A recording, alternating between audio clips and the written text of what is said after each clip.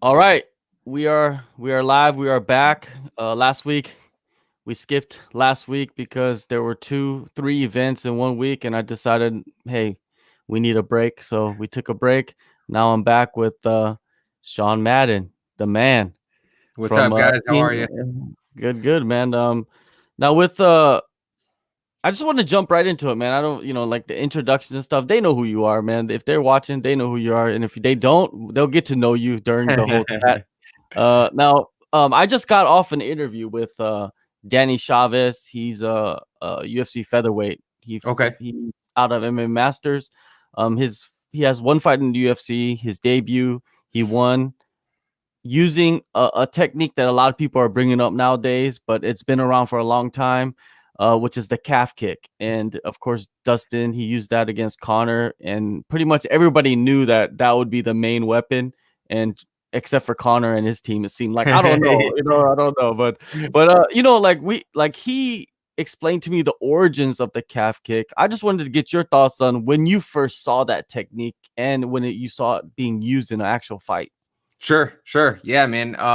Well, my background is a Muay Thai background. I've seen that in some of the early Muay Thai fights, I'm talking 20, 30 years ago, you can watch some of that golden era footage and you'll see it from time to time. I'm not saying it was necessarily like super prevalent, but it was a technique that was being used already, so it's gone back quite a while. We know obviously MMA is a relatively newer sport, and it's continuing to evolve. It's kind of my coaching philosophy that there's not necessarily anything new under the sun in terms of technique, but it's just the application of it that makes it successful, or how you teach it. So it's cool for me to see calf kicks coming into MMA at this time, and I think just the dynamics of the sport, the way people stand, the fact that wrestling is involved and they have to lower their stance a little bit really opens the door for the calf kick to be so potent in MMA. So seeing it now, we're seeing people who haven't really, especially pure MMA fighters where they don't come from maybe a Muay Thai background, and this is the first time that they're starting to see it. So it's kind of a cool little window in MMA right now where, every now and then you see a new technique from another art that comes in. It's not new to that art, but it's new to the sport of MMA. So it's going to be fun to watch and see how it evolves, see how fast people respond to it, and really see how long, people can exploit that until it becomes like a jab where it's like, well, I know how to shut this down now. And it just becomes another tool. So we're in kind of a cool window right now where that's happening. I always thought, I don't know, in my mind, that calf kicks were illegal in Muay Thai. Because you don't see it too often. Yeah. Was it So ever illegal? it's not illegal, but it's not necessary. And look, like there's so many nuances in Muay Thai scoring too, where in some places it could be illegal, and in other places it's not. It may not be a scoring weapon, that could be the difference, where it's not necessarily a foul, but it also doesn't score. It's maybe similar to like a sweep, in some of the stadiums with the pro Muay Thai fights, a sweep is not a scoring technique necessarily, but it's also not a foul either. So there's a lot of gray area in the Muay Thai scoring realm, and that's a whole other rabbit hole we could go down. Yeah, definitely. Well, yeah, that's what I thought for a long time. And you're right, the scoring of Muay Thai fights and the traditional Muay Thai, where the first round is not really the action round. Yes. And a lot of people don't understand that. I feel like, and I'm not the fully educated on Muay Thai either, but I know those little details of Muay Thai. But yeah, like you said, you've seen it, in the old days of Muay Thai, so it's been around forever. My first introduction to the calf kick was probably someone that did it the best at that time was Benson Henderson, right? And he was doing it at the highest level. He was doing it in championship fights, and I feel like Joe Rogan was obsessed with it for a while. You know what I mean, with Benson and his technique. And when you first saw it with Benson, because when I was talking to Danny, he told me Benson wasn't the first one to do it in the UFC. It was actually Ricardo Lamas, who used to train at MMA Masters. There you go. Yeah, and he said that that's kind of like like in MMA, that's where the origin comes from, is in the MMA Masters. One of the coaches there, I forgot his name. I should remember it next time, but I forgot his name. But he's still there, and he still coaches them. And that's a technique that he's been focused on since like 2005 or something like that. That's awesome. That's really cool. Kind of like a little bit of a lineage with it in this sport specifically, you know. Mm-hmm. And yeah, man, you remember the size of Benson's legs, man. That's a great tool for him. You know, he had great kicks already from his Taekwondo background, but to add that in, man, that's devastating. And at that time, no one had any idea what he was doing, you know. So yeah, that's awesome. Yeah, he also punched the thigh too, right? Which was yeah. You know, I think one other thing, just to backstep once here real quick, I think something common that you see it less in Muay Thai too is that the stance is so different, you know, and guys are so accustomed to checking kicks already that you could maybe get away with one or two. And then after that, you know, a Nak Muay or a fighter is going to adapt to that pretty fast, you know? So I think the stance difference of just being a striking sport, kind of limits the opportunity with the calf kick in Muay Thai, whereas MMA being the stance being different, I think it opens it up quite a bit more too. And when you see coaches, when they hold pads, they have the shin guard shifted to the side and taped, so they can take the calf kick impact, and I love that. I love seeing that, because that's something that, when are they going to start making pads for pad holders for the calf? Yeah, you know what's funny actually is I saw someone tagged me in it on Instagram maybe like a week ago, you know, and it's like a prototype of one, you know, where it has it's like almost like a sleeve on your thigh, or sorry, on your calf, and then the pad on it, you know. So I'll be interested to see how that works. I think we're gonna get a lot of iterations of it pretty soon. You know, who I'd really be keeping an eye on for down the line is Trevor Whitman. You know, he makes some amazing top of the line gear. You know, the gloves, the shin guards, the knee pads that he has right now. So I'll be very interested to see when he bends his brain to a calf kick pad, I guess, and to see what that looks like for coaches, you know, because I know, man, I know I don't want to be taking calf kicks every time I hold pads, you know. So I'm looking forward to when that technology comes out. Definitely. And before we get into Team Elevation, where you put in work, I wanted to talk about Denver, Colorado, because this place has become a hub. You know what I mean? In the last, I guess it's been something in progress the last 10 years or more, where just blown up with your team, with Trevor Whitman, and you guys work closely with him, and then you got Factory X's out there, and a couple other gyms that I don't remember on the top of my mind, but it's just a hub, man. And you're living there, you're engrossed in it. Like, describe it, like, because you've been there for a long time. Yeah, I've been here over 20 years, you know. So you know, taking MMA out of it, Denver's just a great place. You know, there's a ton of people moving here now.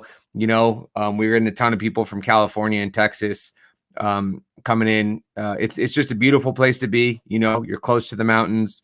Everyone loves the outdoors here. You know, we get 300 days of sunshine a year, which is more than anywhere else in the U.S.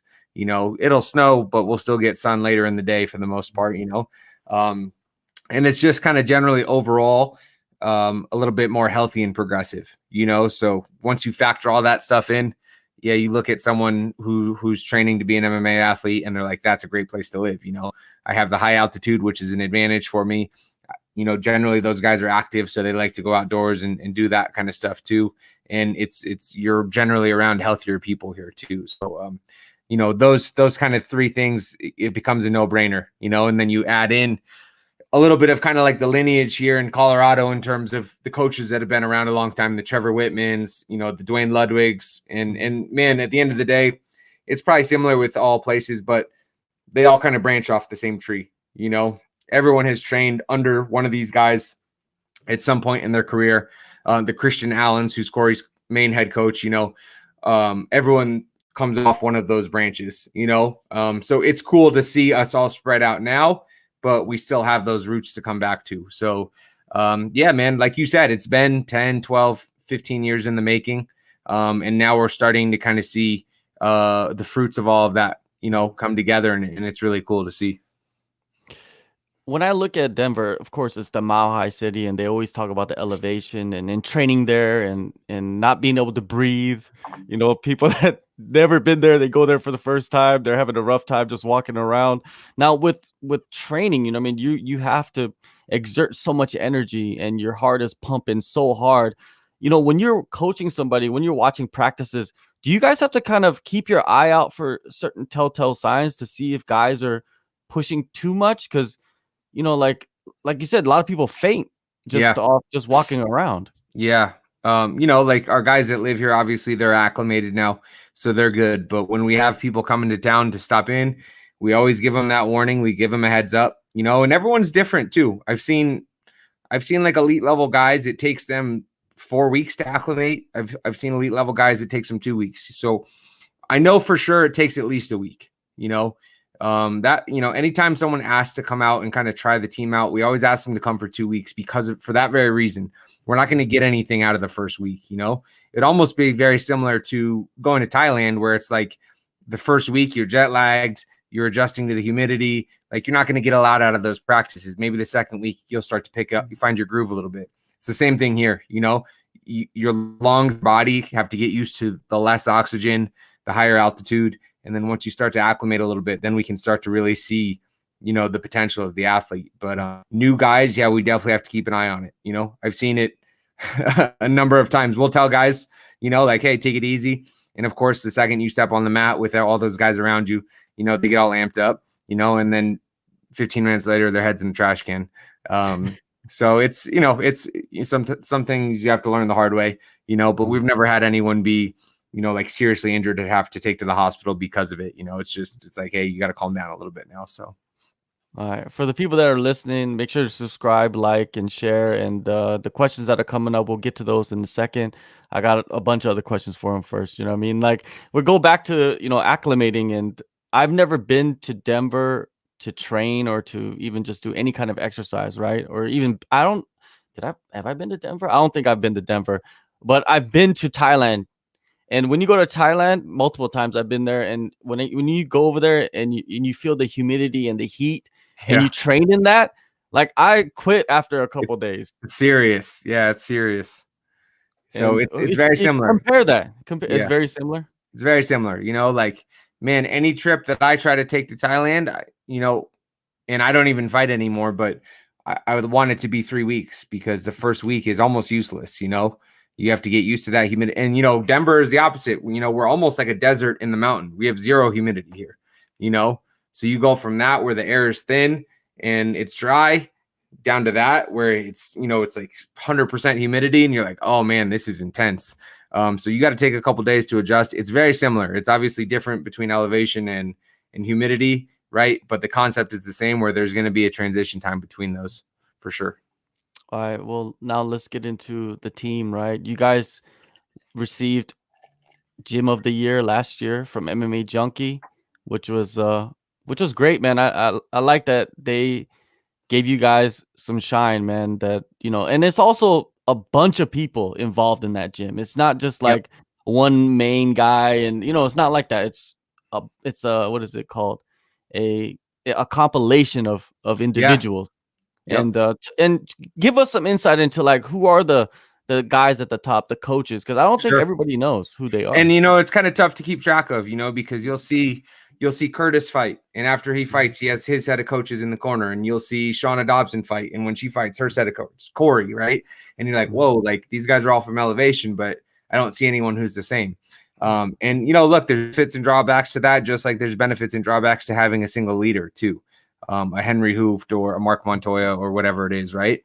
But you know, so our main coaches, you know, we have Cody Donovan, who is a UFC vet, former light heavyweight UFC vet.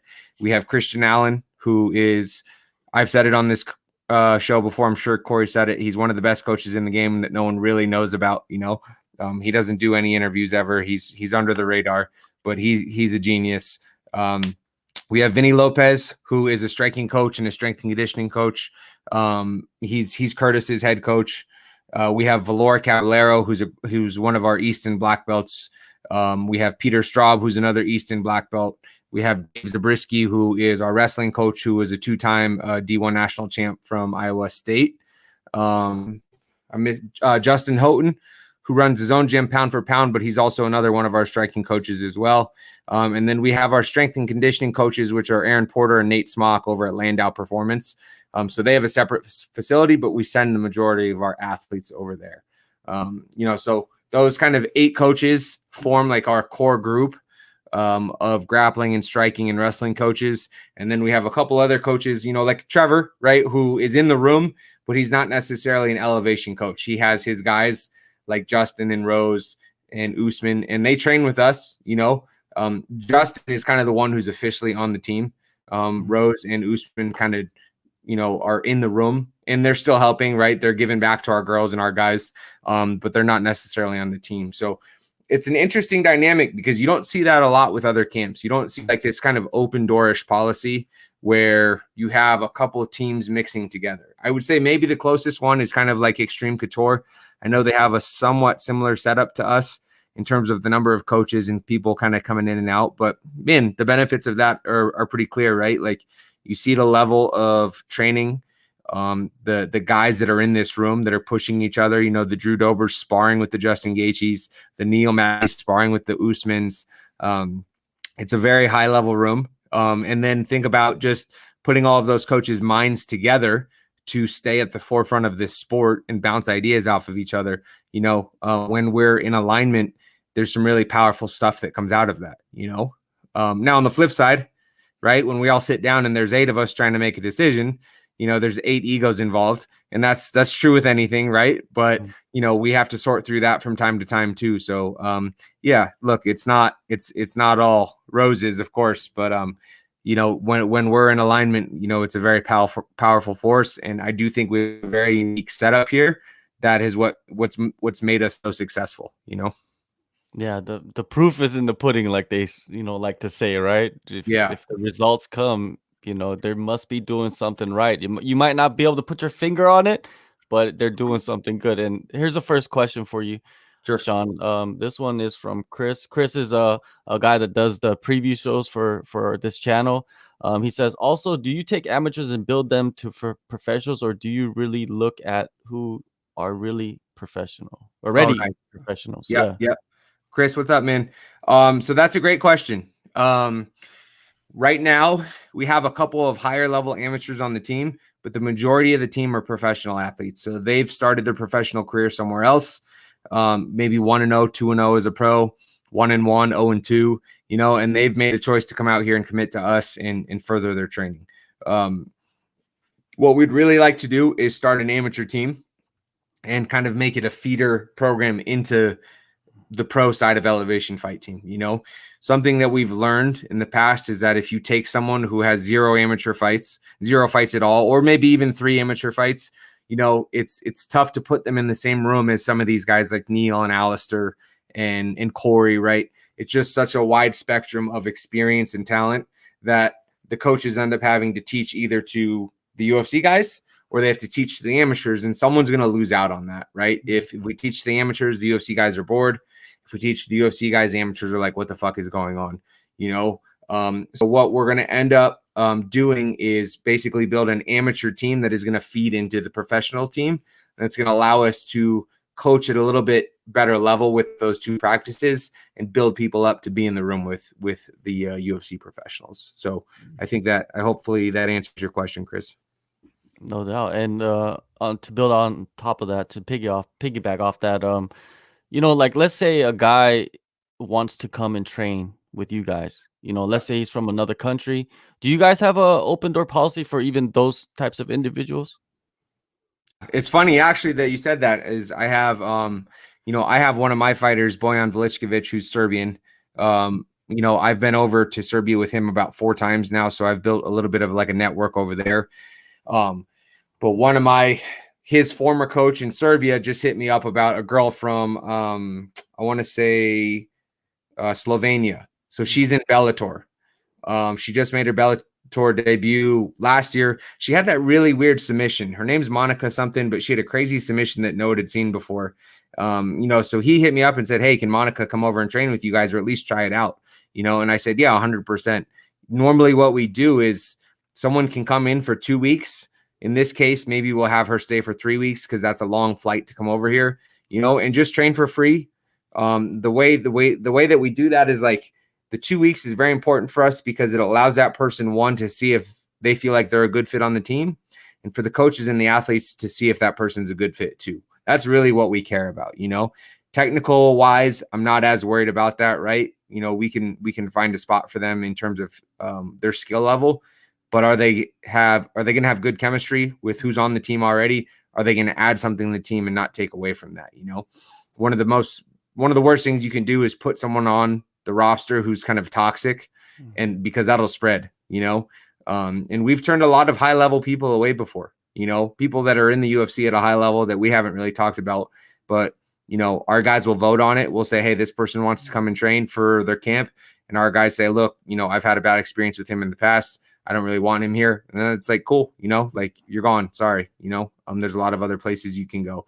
So the big thing for us is kind of protecting that chemistry, making sure the vibe is good.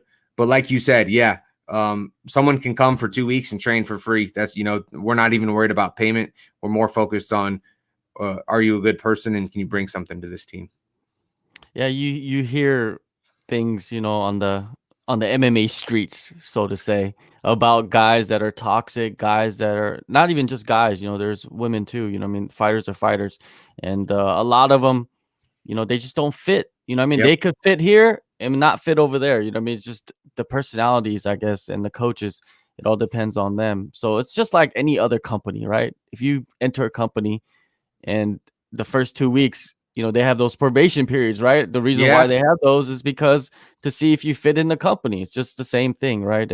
But fighting is a different level though, because you're right out there, you could hurt people. You could hurt your training partners, yeah, right? exactly. Yeah, exactly. Yeah, you don't need and people like that. Someone who, generally when you see someone hopping from gym to gym or camp to camp, in your mind, you're like, well, that's an issue, like either they're not getting along at every place or whatever it is, and one that is kind of the opposite of that, at least in our experience, has been Alistair. Alistair's been all over the place, a ton of different camps, Jackson's, Henry Hoofs, everywhere, right? And and especially he has everyone knows who he is. He's a celebrity, especially in this sport.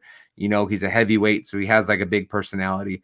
But he's been nothing but great. He gives back to all of the guys on the team. He gives great feedback to the coaches. He's very respectful. So that's a great example of sometimes that's not always the case. You may see someone who goes from gym to gym, but in Alistair's case, it's him looking for more knowledge because he's been in the game for so long. He wants to see something new, and we haven't had a case where we're like, yeah, you're proving us right with this, so it's been great to have him on the team. Yeah, it must, I don't know, from me looking from the outside in, it must be nerve-wracking though to have someone like Alistair who's been around for so long, has seen all the best coaches, has trained with the best guys, has won multiple titles across different martial arts, and you have to teach him something that he doesn't know, or you have to find it, it's the pressure right there, right? Yeah. Well, and that's, thankfully that's the great part of our coaching staff, right? Because if it was just me, I'm the youngest coach on the team, Alistair's older than me by 9 years, maybe 10 years, and it's like, yeah, man, tell me what you know. I'm not going to teach you anything that you haven't learned yet. But we have coaches like Christian Allen. We have coaches like Cody Donovan, like Vinny Lopez, who have a lot of experience, and can offer him new looks at maybe similar things that he's seen, but just a fresh perspective on it, and he's really clung to that group and he's loved what he's learned. He works with Dave Zabriskie on the wrestling too. I think like, just having maybe that American wrestling influence that maybe he hasn't seen as much before. It's something that he's enjoyed as well. So yeah, that's the benefit of having a lot of coaches on one team is that you'll be able to find your place here and someone will have the answers for you, All right. I've got a question from Tristan. Does Sean work with Alistair Overeem, who fights next week? What is your extent of what your work with him? Yeah, so I've held pads for Alistair a couple times. Alistair's so Tristan, to answer your question directly, I do not corner Alistair. That is Christian Allen, Cody Donovan, Dave Zabriskie, and Vinny Lopez. So 4 of our coaches. But Alistair is the type of coach who will use everyone in camp. From time to time, he'll schedule a mitt session with me. He'll ask Peter to go over some grappling stuff with him, or Valor, or Elliot Marshall, who used to work with the team. He'll have him watch tape with him. So he'll use all of the resources available, which is cool. Not a ton of our guys do that. I would say some of them do, but not a lot of them in the way that Alistair does. But he does have his set group that corners him. And I'm not one of those guys that works with him. It's some of our more experienced coaches. All right. Now, Elliot Marshall, what happened with him? Is he still with the team? No, so he he didn't really make a formal announcement about this, but Elliot's been in the MMA game for a long time. He was on The Ultimate Fighter, he was in the UFC, he was fighting for a while before that too. He kind of decided just where his life is right now. Jiu-jitsu is his big passion, and he owns the Easton training centers. He has his family, he has his 2 kids that he loves, and he has a couple of select athletes that he works with still, but MMA was taking a little bit more of his time than he would have liked. He wanted to put it more towards his family and towards Easton. So he stepped away from his coaching position on the team. So you will see him in Montana De La Rosa's corner on February 27th. You'll also see him in Drew Dober's corner on March 6th against Islam.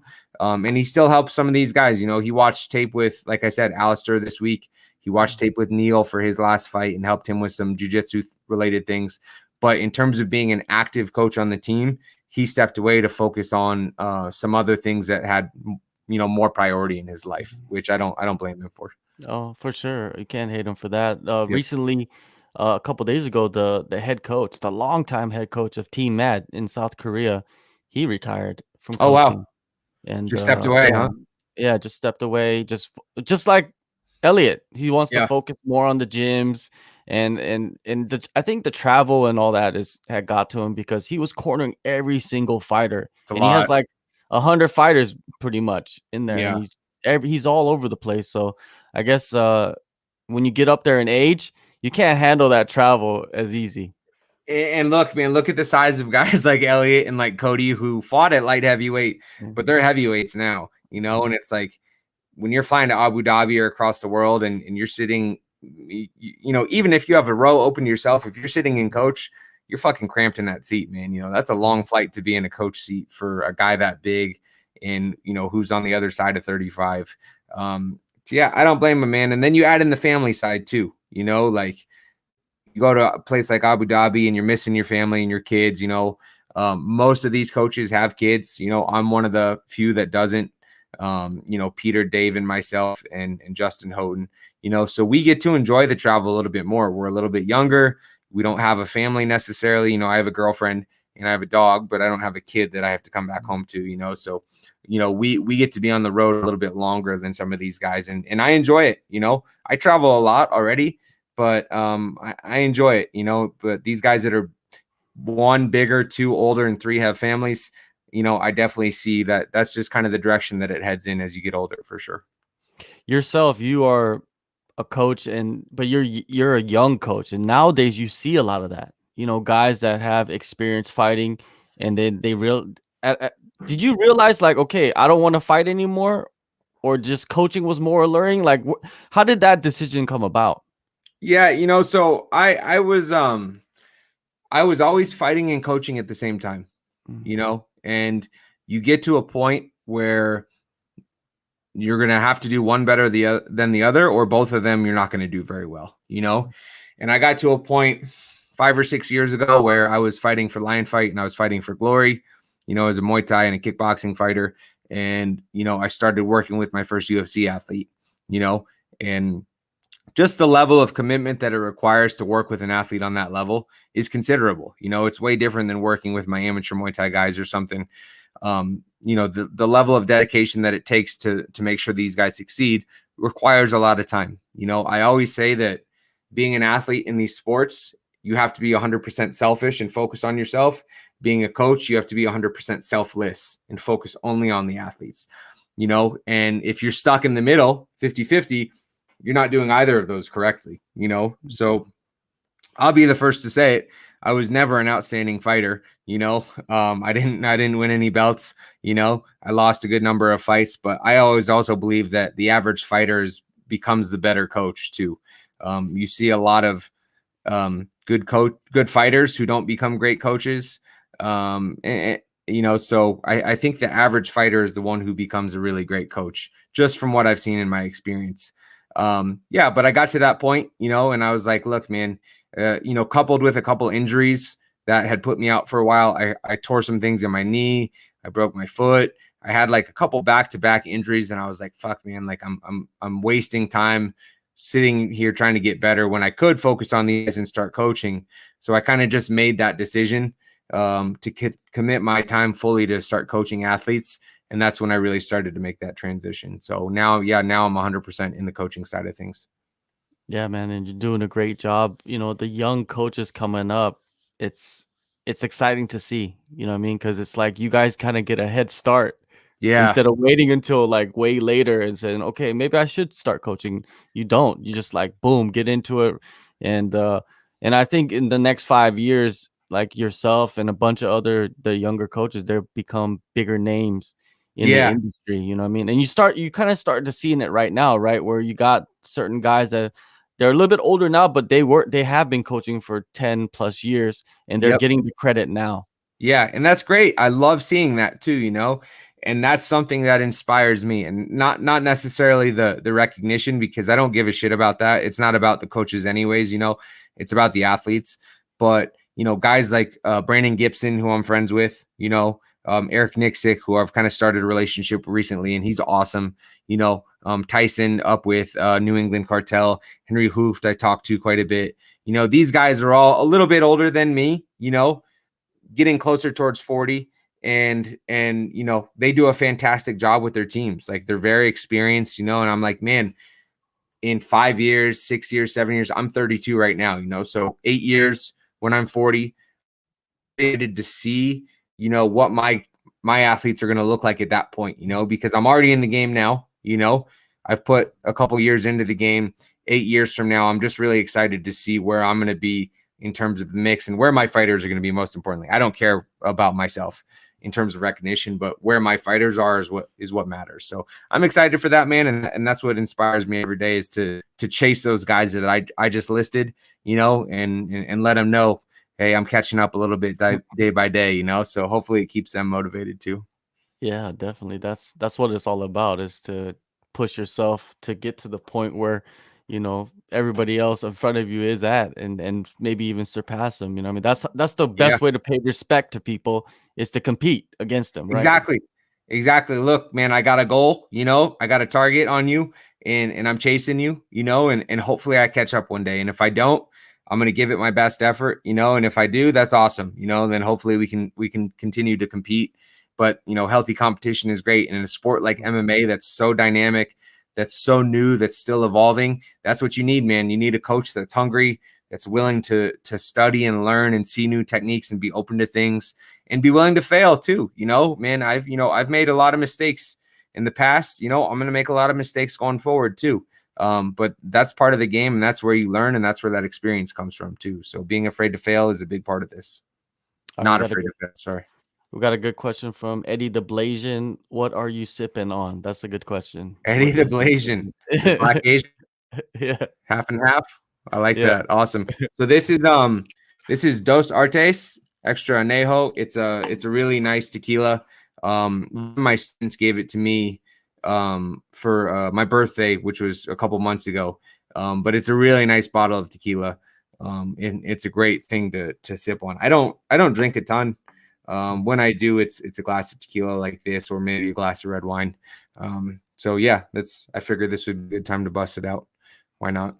Yeah, definitely. I'm not a big drinker either, but I do like tequila. I don't know why. It just has that smoothness. That one sits well with me. I can drink that and I'm okay. Everything else, I'm in bed for 2 days. So yeah, I'll keep it at this. Now, there's another question here. I think I could just use it to kind of ask something that I had in mind. Is it says any names out of Elevation on the come up? Of course, there is a bunch, but I wanted to just first start with the fighters you're working with personally and talk about them. Sure. Cool. Yeah, that's a great question. So actually coming up soon, I have one of my featherweight guys, Muhammad Naimov, who is, you guys probably recently saw him on Contender Series last year. but he's fighting for the Titan FC featherweight title on February 12th. He's young. He's got, I think, maybe 4-1 or 5-1 as a pro now. Super, super talented kid. Very respectful, very hardworking. He's from Tajikistan.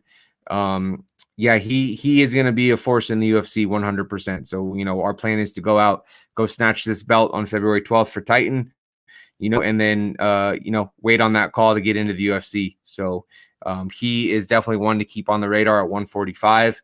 One of my other guys he's not necessarily up and coming, but he's still waiting on his big shot. And when he gets there, he's going to capitalize on it, is Carrington Banks. I think I talked about him on the show last time. He's a lightweight. He is maybe 9-1 or 10-1, 10-2. Awesome guy. He was on Tough Black Zillions ATT back in the day. He fought in Bellator a couple times. He is one of the main partners for Cory, for Justin Gaethje.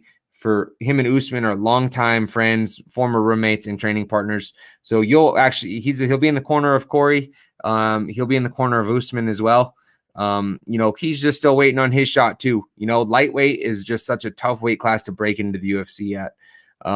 So he's waiting on that time. He stays in great shape. But when he gets into the UFC, he's going to make a big splash there for sure. So those are kind of two of my main guys. I have Taiwan Claxton as well. He's in Bellator already. He's done most of his pro fights there in Bellator, but he just started with us. So I'm really excited for you guys to kind of be the next version of him when he steps back into the cage too.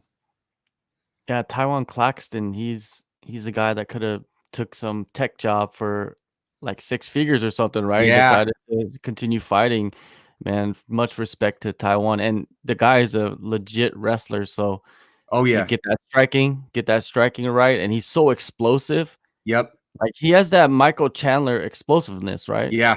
He is a tremendous athlete, So I'm pretty sure he's done most of his pro fights under the Bellator banner, and that's a big company to come up under right from the get-go, So we're still learning as we go. Like I said, he just started with us last year, and he started to kind of put his faith into us as a coaching staff and let us mold him. And that always takes a little bit of a transition time. Some people it's right away, some people it takes a little bit longer. But I'm really excited to see him put everything together. He's come a long way already since he got with us, and he was already in a good spot. We're just kind of refining the edges around it. And I think he's going to have a really big year with Bellator. Now with Usman, he's been working at your guys' gym the last couple of months.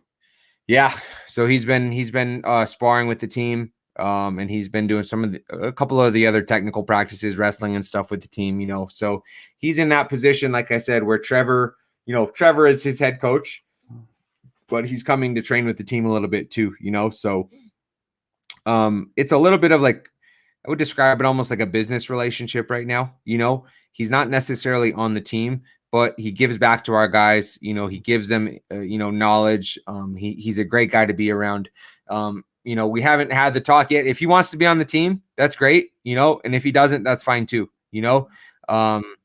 obviously his fight is coming up soon. So we just want him to have the resources that he needs to be successful, and it's a benefit for our guys to have him in the room. It's a win-win to have a dominant UFC champion training on the mats with us, so it's great to have him there. Like I said, if he is interested in joining the team and like being a part of it, we can have that conversation, but there's no pressure to do that either. Gaethje is in a little bit of a different situation because, Gaethje is all about team elevation. He's cornered some of our lower level guys like at LFA. He'll fly out on his own dime. He'll come corner those guys. He's always given great feedback to these guys. He's hanging out with these guys outside of practice. Last summer, he took the whole team paintballing. Just for a team bonding thing, so he is team elevation 100%, and I know it's confusing when people see this where they're like, oh, they see Gaethje, they see Usman, they see Trevor, and they're like, wait a minute, like Justin's with elevation, but Usman's not, Trevor's not a coach at elevation, but these guys are. So yeah, it is confusing. You probably need a chalkboard to draw this and point all these lines towards everyone, but man, we make it work, we make it work. And like you said, the proof is in the pudding. Winning Gym of the Year, obviously we're doing something right last year. So yeah, it's confusing. It confuses us sometimes, but we're making it work, so it's all good. Yeah, from what I know, Trevor has his own private gym that he Yep. coaches his group of guys that he has, and Yep. it's very limited, right? And then Yeah. they work with Justin and whoever works with Trevor. Trevor works with you guys, Yep. kind of as a team. Yeah, I understand the dynamic. If you know and you follow the fighters and the coaches, Yeah. then you understand it. But if you're like a fan that doesn't know anything, like Yeah, if you're a they're just like, casual, and you see these guys fighting, you're like, what the hell is going on? And that's understandable. But, for those athletes, it's really the best of both worlds. A guy like Usman, who's getting private coaching from Trevor, who's a great mind of the sport, a genius, and then training with a team like Elevation and getting a lot of different looks, training with high-level guys. That's the best of both worlds for him, so it's a great setup for those guys for sure. When you look at Usman, when I look at him and see the performances he's had and the skill set that he has and he possesses and the performances, all of that stuff, I kind of see glimpses of a GSP in many ways.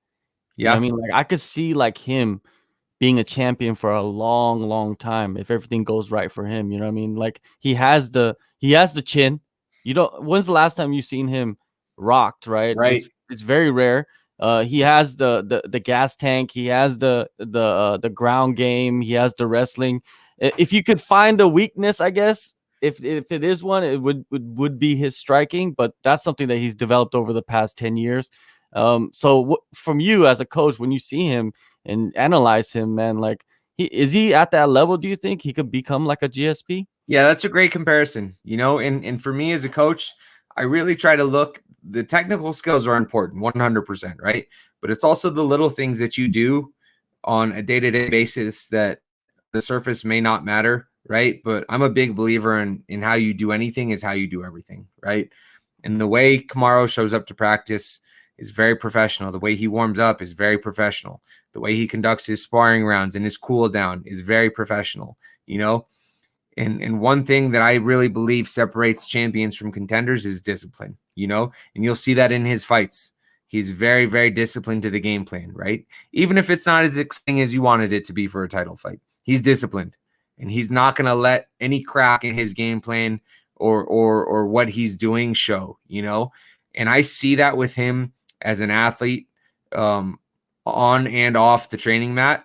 And it makes total sense to me as why he is the champ and why he could be the champ for a very long time is because of that very reason.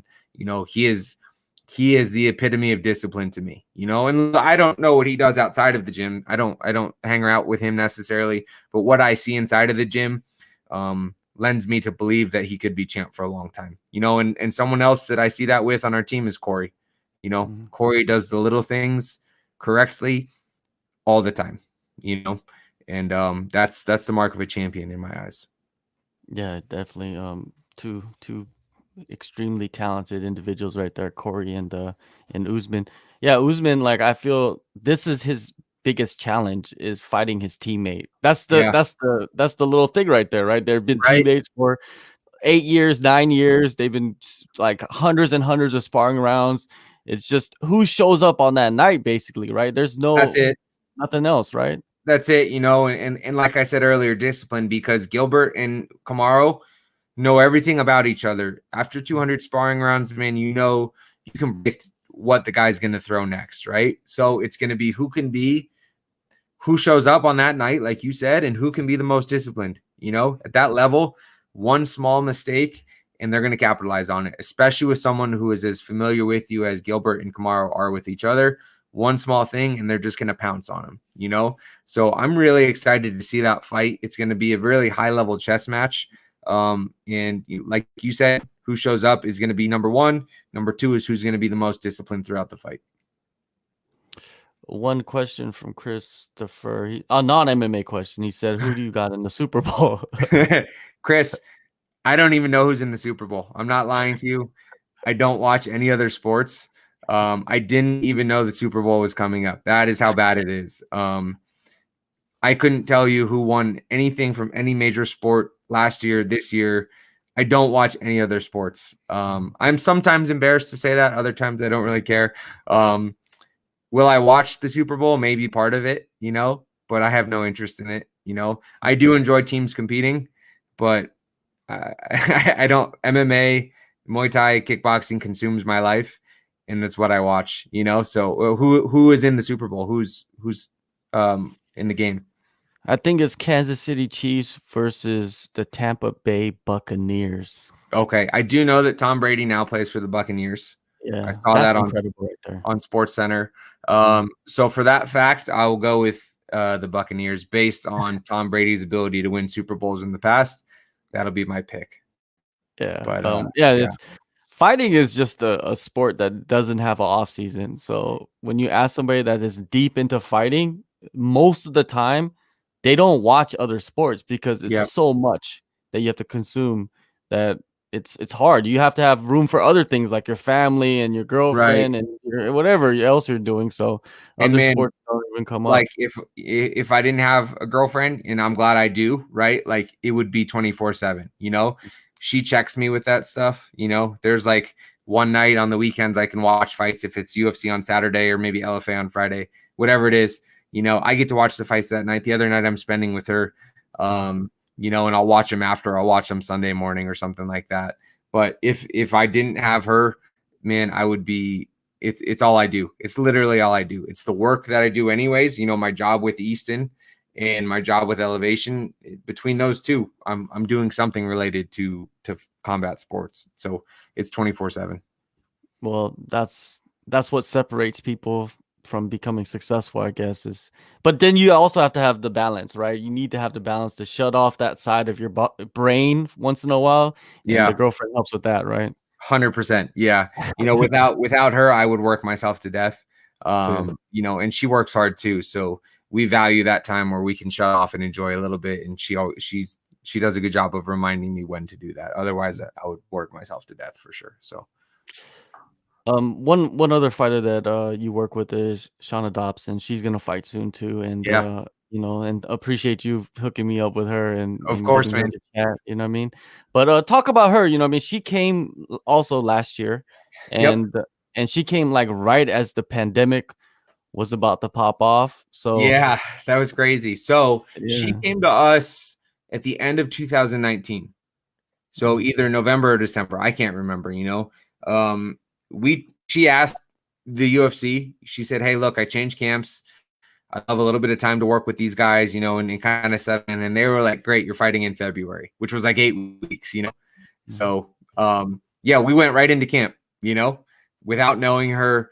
That's what they gave us. We couldn't really say no based on the position she was in, And on top of that, they fly her to Auckland. It's the first time she's ever fought outside of the country. Maybe even been outside of the country. And now you're sending us all the way across the world. So that was a crazy experience. Of course, she loses quick, right? And that's a long flight home after a quick loss, like where you don't even feel like you get to do anything. So when we get back from that fight, it was a lot of like rebuilding and like, hey, you are good and you deserved it for sure. That's the biggest thing with athletes when they lose is like, man, do I belong to be here or not? And Shauna absolutely does. Just the experience, just the people that she's fought in the past. She grew up in the UFC between Ultimate Fighter and who she's fought. She grew up there. We just had to get her to believe in her skill sets and, of course, learn new things, right? We were still learning as we went. But the big thing for her was self-belief. She had enough to be successful where she was. And we saw that in the Mariah fight. She had the skills to weather the storm and then finish the fight when the time was right. So it's been such an amazing journey with Shauna. As a coach too, it's like, you go across the world and you lose in 60 seconds and you're like, oh shit, am I out of a job all of a sudden? So for her to stay with us and keep that trust means a lot to us too. She saw something there and she invested in us, and in return, we invested back in her. And you guys saw the results last August when she upset Mariah. Yeah, one of the biggest upsets in UFC history. I'm people mix this up though. It's from a betting standpoint. Yes. Yeah. Not like as a skill standpoint. It was from a betting standpoint. I think a lot of people don't recognize that. Yeah, because they'll see it, they see that, and they're like, "Oh, that's not true," you know, and they'll point out another fight, right? And yeah, maybe from a technical standpoint, that was a bigger one. But like you said, this is the odds makers who make these odds based on the context of the two fighters and where they are in their careers, you know, and based on some of the odds, she was the biggest upset in UFC history and the second biggest upset in MMA history, just behind Sokoju and maybe one of the Nogueira brothers, I think.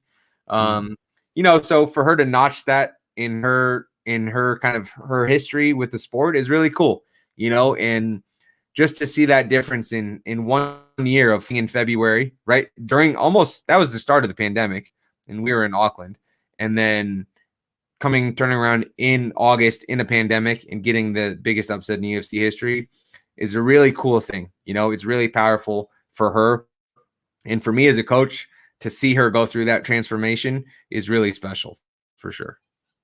Yeah. Now, another thing that we've realized during the pandemic, and I think we spoke about this before a little bit back and forth about being able to hear the corners, Yeah. and this has come to the forefront, being able to hear the corners, being able to hear the what is it, the play-by-play commentators. These are Yeah. all things that have played factors into fights now, and also, put a microscope on the coaches, especially, right? And for Yep. yourself, Yep. did you become more self-conscious about what exactly you say in the corner because of all this that's happening? You know, only from the perspective of I don't necessarily want the other team to hear, you know? So maybe talking a little bit lower during the fight or using some kind of keywords. But in the corner, like in between rounds, I don't care, you know, like I'm confident in what I'm saying to my athletes, you know. And what I say is what I say. And there's certain times where you have to get up and you have to say certain things to an athlete. There's other times where you have to be calm, you know, and I'm going to adjust it based on what's in front of me. You know, I had that one last year in the Contender Series. My guy Ty Flores was losing pretty bad, and I had to kind of get in his ass going into the third round. You know, and a bunch of people sent it to me after where Paul Felder was giving me a little bit of shit about what I was saying in terms of like profanity. You know, I was using a lot of I was using the F word quite a bit. But look, man, there's a time and a place for it, you know. And if I'm under the microscope because there's no crowd now with that, I think it's a good insight into what it takes in certain times and what coaches can pull out of the toolbox to try to really evoke the most from their athlete. You know, some people don't respond well to that. Cory's one of the guys who doesn't respond well to that. You know, if you yell at Cory in the corner, he'll be like, fuck off. You know, Cory needs you to be calm. Cory needs it to be, you know, really calculated, and he'll handle most of the work. And there's other people who have to like get in their face a little bit and get them going.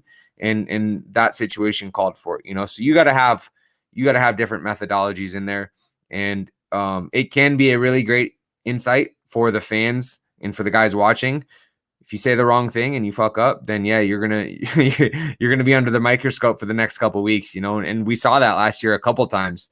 It's good insight, you know. Hopefully, it forces those coaches to change and reflect on what they did right or wrong, and hopefully they can improve, you know. But most fans or people watching the fights, they don't understand the coach fighter dynamic, the No. relationship that you guys have. So whenever you do give some advice, sometimes it's technical advice, sometimes it's just you're just getting in that ass. Like they need to get that motivation, they need to hit that second gear, they need that spark from you. And you see it a lot in boxing, mostly. You know what I mean? Yep. The corners just ripping their fighter apart. And Yep. sometimes a fighter needs that, right? They need that extra. They need to get angry. Yes. Maybe they need that anger. Um, so that's why the microscope is there, because people don't understand the dynamic between you and the fighter, Yeah. and how you need to push them. And another thing is, like let's say you're going into a third round, and I think the Ty Flores fight was the perfect example. Like he needed to do something in that last round. Yeah. Yeah. Or he's just gonna lose, right? Yep. So you just gotta push them as far as you can, and they're gonna do what they do, and the decision will come. The decision is gonna come. But when Right. when somebody fights like that, somebody like fights their heart is on their sleeve. Their fight is incredible. Yep. it wasn't their night. You know what I mean? The other guy was just better. What do you say to a guy like that in that position? Man, that's a great point that you just brought up, and that's something that I do my best to let my athletes know in camp and before the fight. Like, if you give me your best effort tonight, I don't care about the results. And generally the results are going to take care of themselves. One of the only things that you can control is your effort. Everything else, you can't control the ref. You can't control your opponent. You can't control the judges. You can't control what DC and John Anik are saying over there on the side. You can control your effort. And if you give me everything tonight, I don't care what the results are, because in the big picture, if you lose, that's fine. That'll show us what we need to work on. If you win, great, congrats. And that shows that we did something well, and it's tough at this level, right? My amateur Muay Thai guys, it's a lot easier there because there's no money on the line. They're amateurs, right? Their fights don't matter as much. But when you talk about someone's living, their livelihood, half of a paycheck maybe, right? And they hear you say, oh, coach, like, you don't care if I win or lose. What that's confusing, But you really have to instill that in them to just trust that they can perform, and that's all they can focus on. And if they do that and they're not worried about the results, they'll generally perform well. It's the people that worry about the results that ultimately their performance doesn't show through. Guys that are worried about losing, oftentimes they'll fight not to lose, right? They won't fight to win.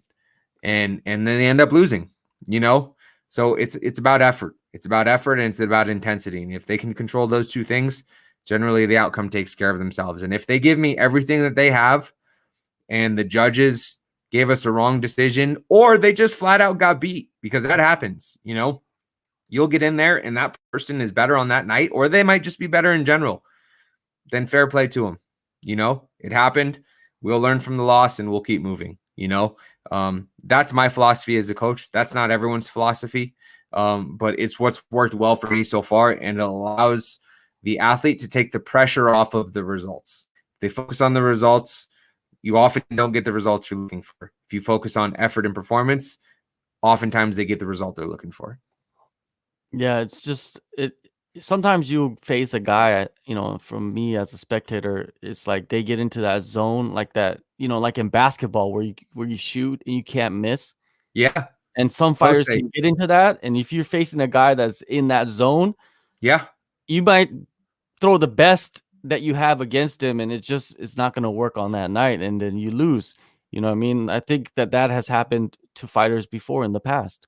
Well, look at a perfect example of that is Holloway and Cater that just happened, right? Yeah.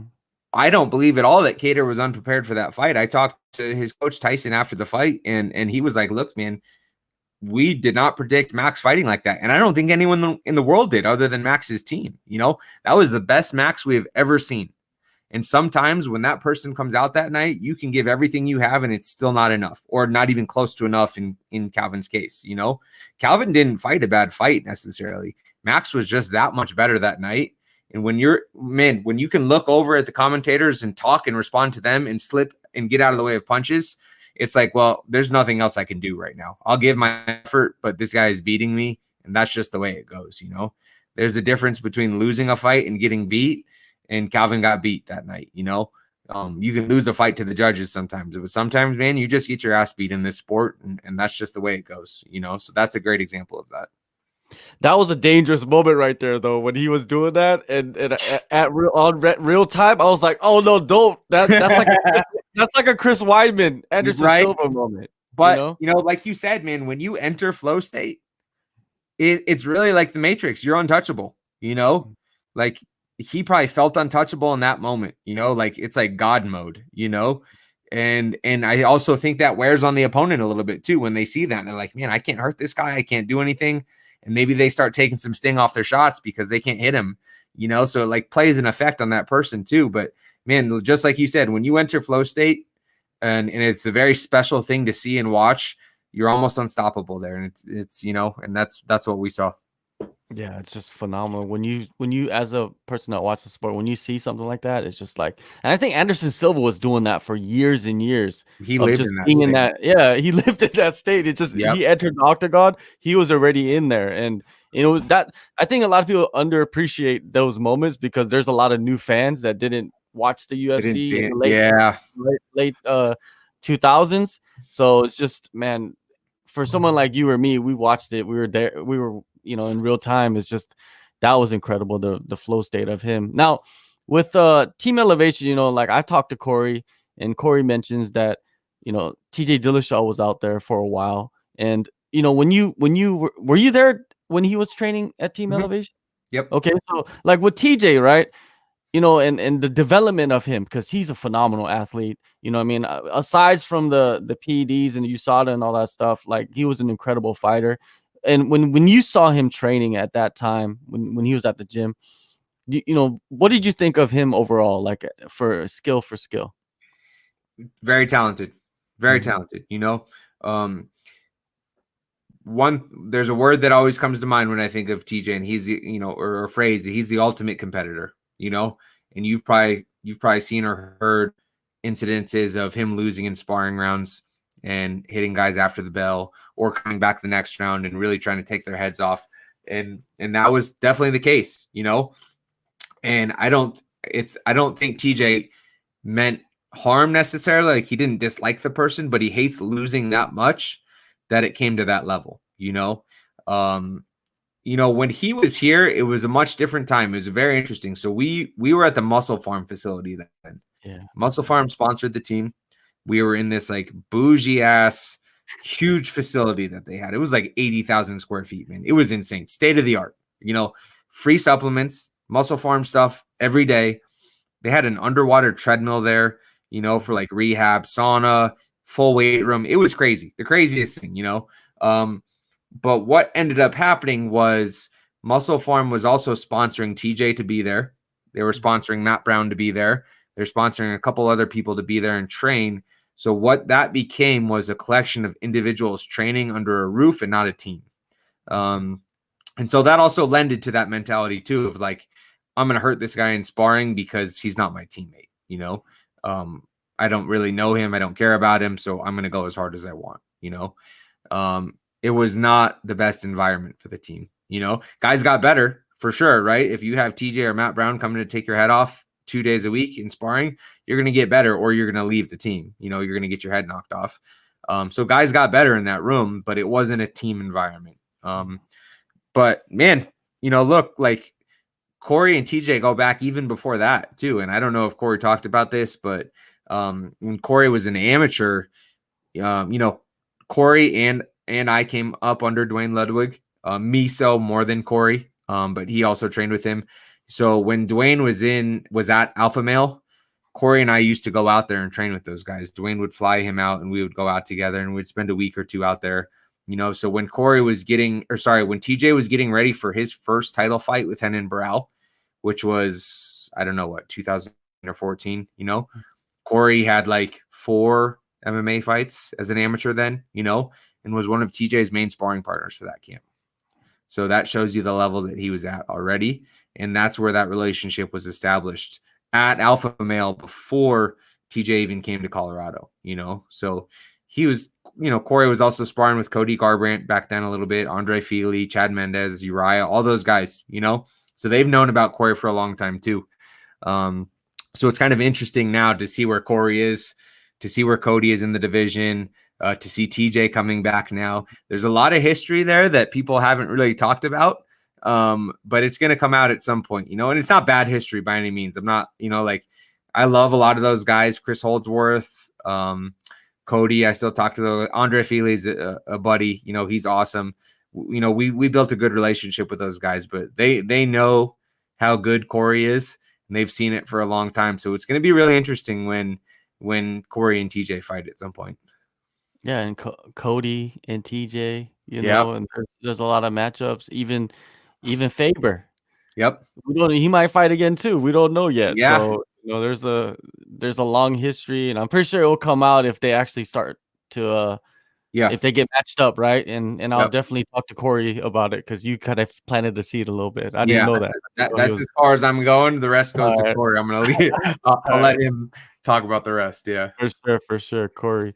I love talking to Cory, man. He's an interesting character. Yeah, I don't know if I want to say character, but he's an interesting individual, because he's different from a lot of guys that I interview, man. Like, you have to come with some good questions for him. You can't just like him the simple questions because it doesn't interest him. That's Yeah. what good about his. And I feel like a lot of people don't appreciate his mind. I think his mind is different from a lot of guys too. It's like he loves fighting, but he's not into the politics of it. Like he doesn't want to No, get involved in none of that stuff. that's a great point. And he says this a lot too, right? Anytime he fights, he's trying to paint a masterpiece, So for him, it's like the art side of things, and being the best artist possible, right? Fighting is an expression of yourself. So being able to paint the best picture to the public is something that he prides himself in, But everything else that goes with it, the managers, the matchmaking, the fans, this and that, I don't think he gives a fuck about, he's starting to care a little bit more, obviously, because of the position he's in now, and he understands that it's part of the circus a little bit to some extent. So he has to be somewhat involved in it. But out of everyone on the roster, he's pretty far removed from it still. And, like there's pros and cons to that too. There's still some people that are like, oh, who is that? I don't know who that is, but thankfully that doesn't bother Cory at all. He knows what his goals are in this sport. He knows what his goals are as a human being, and he's content with just working on those and achieving those, So Cory is one of the most self-aware people that I know. And he definitely, like you said, he operates and he thinks it at a higher level, Yeah, you gotta come correct when you're interviewing him. For sure. Yeah, it's always good to prepare for him. Now with you, like you mentioned, a couple fighters that you got coming up. Where else we'll be able to see you in the corners, like future dates? Can you Okay. list Yeah. So, for UFC, I have back-to-back. I have Mallory Martin, February 13th. So she's fighting Polyana Viana on UFC 258. And then I have Shauna Dobson versus Casey O'Neill, February 20th. So I'm going to do back-to-back weeks in Vegas. I'm just going to stay out there in between fights. It's easier than coming back. So those two actually fought back-to-back in August as well. Shauna fought first last time and then Mallory second. So this time it'll go Mallory first and Shauna second. So last time they both got wins. They both picked up the 50K performance bonuses. So they set a high bar for themselves. So we're coming out next month, hoping to match that again. Yeah. I have two other guys fighting the night before Mallory. So Muhammad is fighting February 12th in Miami for Titan. And then I have one of my Muay Thai guys fighting for Lion Fight, also February 12th. So I have 3 people fighting that weekend. I can only be with Mallory because of the quarantine policies with UFC. So I'm going to be watching my guy Danny Wilson on Lion Fight on Fight Pass. And then I'll be watching Muhammad also on Fight Pass on the same night with 2 different screens while I'm waiting for Mallory to fight the next day. So yeah, that'll be a busy weekend for me. Yeah, Mallory, she's a monster. Yeah. Man, when she gets you to the ground from top position, she's probably for female fighters, one of the nastiest ground and pounds that you could get. We call her Mini Curtis. Mini Curtis. Curtis Blades, yeah. And her intensity, her ground and pound, she is such a. We talked about this the other day, like she's just a gritty fighter, she can be technical too, but some people just thrive in like the chaos, and she wants to get into the fight right away and just go get hit right off the bat, and let's just go to work and let's see who has the bigger heart. And I love people like that. It's really something that you can't teach. They have it or they don't have it. You can build it a little bit, but the heart that she shows, she reminds me a lot of Gaethje in that way too. Gaethje has fought a lot more disciplined recently, but you'll never be able to question his heart. He's willing to go to like the deepest, darkest places in the cage because a lot of people can't live there. And Mallory's the same way, she will go to the deepest, darkest places in that cage. And if the opponent can survive there, great. If not, then we know what kind of night it's going to be. And I love that, like her heart is so big. It's really cool. Yeah. All right. Before we shut it down, I just wanted to get into one last thing about commissions. You know what I mean? Like, I'm not the biggest fan of commissions, and I don't understand why commissions have different rules for different states. It makes no sense. I think they should just have one commission for the whole country. Why would you switch things up like that? But it's politics, man. Like, I don't understand politics either. So it's hard for me to money, say. right? Yeah, exactly. And when you look at the sport and you look at the rules and if you look at the protocols, like if you could change anything like this year, like one thing about the fight game, that the commission's in control of, what would you focus on? Sure. Well, you said it already, so I'm not even going to count it, right? But there has to be one unified rule set for the sport. Muay Thai has the same issue. Like I said, right? There's WMC, there's WBC, there's Lumpini has different rules sometimes than Rajadamnern, than Channel 7, Muay Thai. It's the same issue there too, right? But a unified rule set has to come first. The second big one for me, I think, has to be accountability for judges. So what I would really like to see is commissions review their judges' performances, right?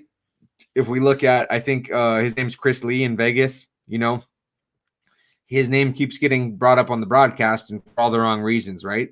Every time there seems to be a split decision, he's the one on the other side, and it's a 30-20 to 30-27 in favor of the person that everyone else thought lost, right? So I would really like to see some of these commissions start to take accountability for some of their judges, right? And say, look, okay, you had 3 bad decisions last month.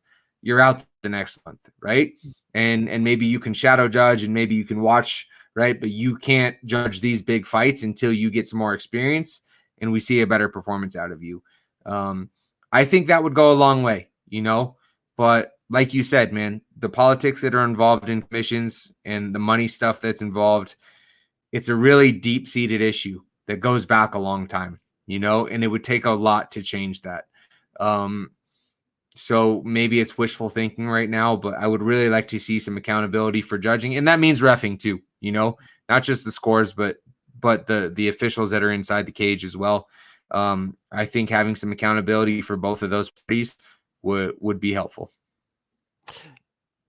One thing about the reffing, the Herb Dean, him coming up so close in that Marina Rodriguez versus the stutter step. Yeah, that stutter step. It's like, man, you gotta commit. I think once you step in, you gotta step in. I agree. Yeah, you're exactly right. Now, for Marina, it's like you have to fight until the ref physically separates you. You have to.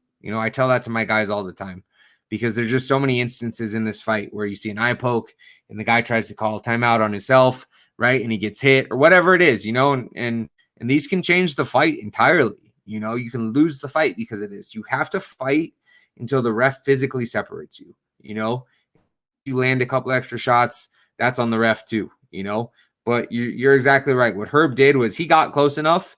And I believe, Marina was hitting her on the ground and she saw out of her eye that Herb's foot was right there, which was enough for her to be like, the fight's over, So, yeah, I think, my buddy Jared Mercado, who's kind of an analyst in the sport too, he brought up a good point. Sometimes if officials maybe have 1 or 2 bad calls recently or a string of bad calls, they're going to start to second guess themselves as well, right? Mm-hmm. Where they're like, oh shit, someone wants me to stop this. I got to stop. No, it's not there yet. And then we're going to see another issue. So it's entirely possible that Herb had a couple bad calls recently before that led him to second guess himself in that position, So it's unfortunate, thankfully, the damage maybe it wasn't necessarily as bad as it could have been, which I think is good, right?